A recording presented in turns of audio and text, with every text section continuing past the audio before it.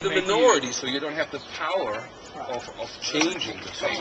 But with the especially it's a little different because there's so many here. They have their own communities. They don't need to learn English. You know. But if you're a single person, oh, you're putting a nice little cheese table there.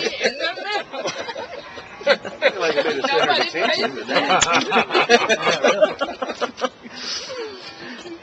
but it's changing. The whole landscape is changing. Well, I've got a sister-in-law from Peru, so she's Latina.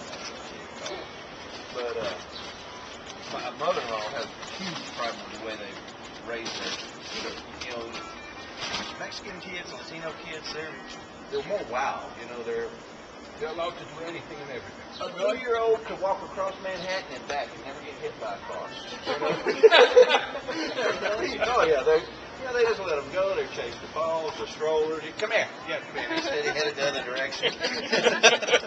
White kid doesn't stand a chance. He's gonna run him a bus in a heartbeat.